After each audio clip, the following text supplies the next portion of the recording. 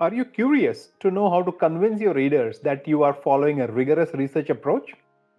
Today I'm going to talk about how to write the methodology section of your research proposal. The methodology is where you explain how you plan to conduct your research, ensuring it is credible and replicable. In this video, I will guide you through the essential components of a methodology section, explain the process, and help you convey your research plan with clarity and precision. Now let's move on to the next part, which is on the methodology.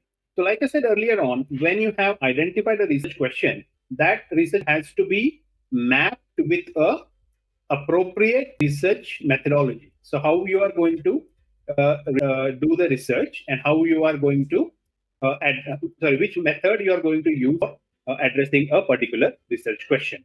Okay, so for the methodology, you can see that there are a few things that you would need to mention when you are methodology.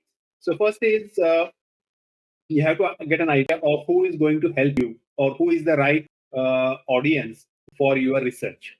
Yeah. So in this case, you need to describe the demographic characteristics of the population. For example, is the age of the people that you are going to involve research. What is there gender specific research, or is there a specific occupation that they should have, and so on. So basically, explaining this is important when you're mentioning the methodology.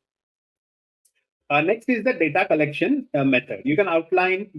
Now this depends upon what your research methodology is. So if you are doing quantitative research, then you would say surveys or you send out questionnaires.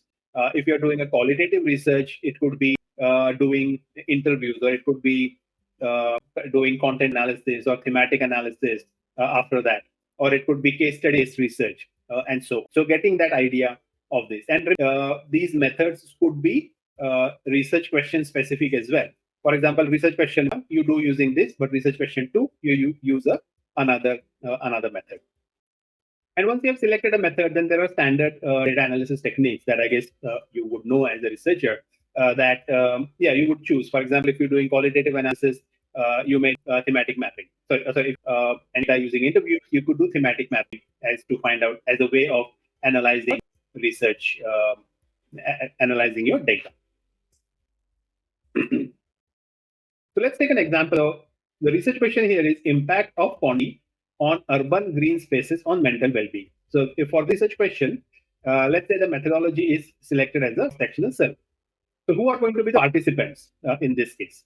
Here the participants will be a diverse sample of city residents grouped by age, gender, and residential area to capture a range of experiences within green spaces. So these are the right people who would be suitable for this kind of research, or giving feedback or giving the inputs to help answer the research question.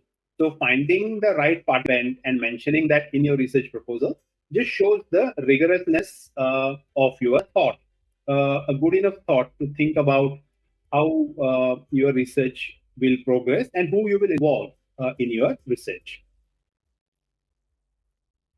For data and analysis. So here we are using a questionnaire for assessing mental well-being, and then there are standard scales. For example, the general health questionnaire GHQ-12 would be used in this case, and access to green spaces. So both the things are needed. You're also going to need the green space that you will be using in your research.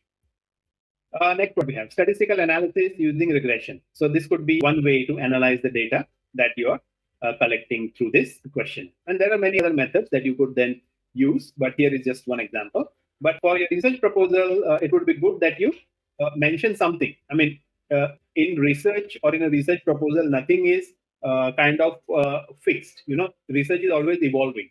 So at this stage, when writing your research proposal, you may think that, okay, I will do regression.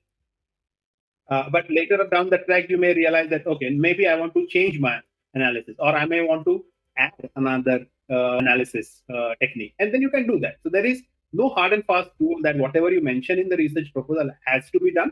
But there is a bit of a flexibility as your research progresses. But in a research proposal, what you have to convey to the panel is that a thought about the research, you have thought about the research question, you have thought about a methodology that would be suitable, you're going to try to do that. But if you find, if you get stuck, or there are some hurdles while you're doing your research, and then realize that, okay, I can change it. I don't want to be stuck with, because that's what I mentioned in the proposal. So there is that level of flexibility that you have when you are actually conducting your research. There is another example I have taken here, perceptions of urban green spaces and mental health benefits. So what are the perceptions on that? So this could be a good research topic for a qualitative study, focus groups.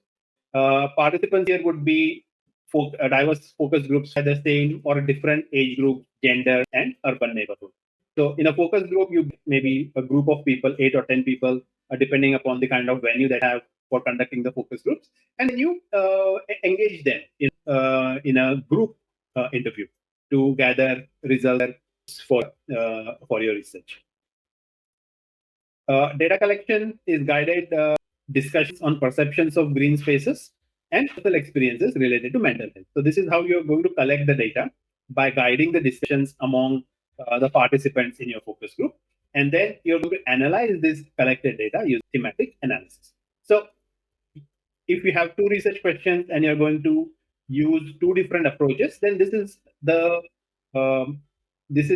writing style that you can follow. And you have to be a little bit more elaborate. It can't just be like one sentence like it is I have shown here, but this is just for demonstration purpose. You can expand it a bit more and then make it a reasonable length.